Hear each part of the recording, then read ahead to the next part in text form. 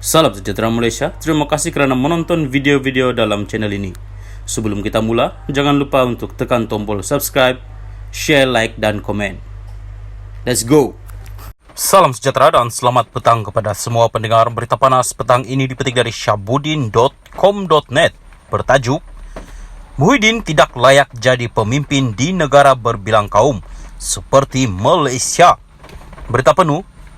Tuduhan liar pengurusi PN, Muhyiddin MD Yassin yang mengaitkan PH dengan kumpulan Yahudi dan Kristian yang cuba mengambil ahli Malaysia bukan saja menunjukkan keterdesakannya, berikutan gabungan itu kian ditolak rakyat menjelang hari pengundian esok, malah juga menunjukkan beliau bakal kalah di Pago. Dengan membuat tuduhan liar itu, Muhyiddin dengan ini tentunya berharap ada keajaiban di saat-saat akhir mengelakkan kekalahan itu. Malah, jika kekalahan juga menimpa dirinya dan PN, beliau dengan ini sudah ada dalil baru untuk mewajarkan kekalahan itu nanti.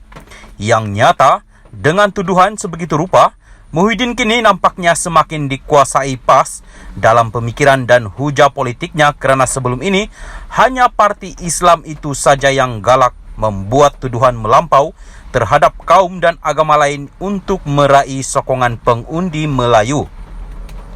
Bermakna, jika dulu Muhyiddin pernah menuduh PAS sebagai parti ajaran sesat, terlihat kini beliau sendiri telah tersesat dalam membawa dirinya sendiri dalam politik di sebuah negara yang berbilang kaum.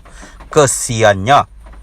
Dalam tuduhan liarnya, dalam sebuah majlis di Johor semalam, beliau mendakwa ada sekumpulan Yahudi dan Kristian sedang merancang untuk mengambil ahli negara ini. Bagi saya ini bahaya. Apakah bermakna akan berlaku proses kristianisasi? Kita dah dengar cerita ini bukan? Di Kuala Lumpur dan Petaling Jaya, kalau ada gereja hari Ahad, ada juga orang-orang Melayu pergi sana. Rupanya ada masuk Kristian, katanya yang mengaitkan PH dengan gerakan tersebut. Sementara itu, Majlis Gereja Malaysia mengecam tuduhan liar Muhyiddin yang tidak bertanggung jawab itu, malah menyifatkannya mempunyai kecenderungan untuk menimbulkan ketegangan dan persengketaan kaum dan agama di negara ini.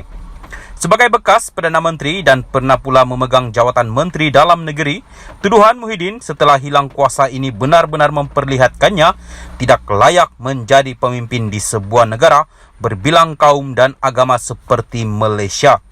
Menjadi pemimpin kepada rakyat berbilang kaum, seseorang itu harus mempunyai perasaan kasih sayang, keadilan dan baik hati kepada semua golongan, Melayu, bukan Melayu, Islam dan juga bukan Islam, serta tidak semudahnya membuat tuduhan melulu dan tanpa asas. Jika benar ada berlaku seperti yang dituduhnya itu, mengapa semasa memegang jawatan Perdana Menteri dan Menteri Dalam Negeri sebelum ini, beliau bukan saja tidak pernah bertindak, malah tidak pernah juga bersuara langsung mengenainya?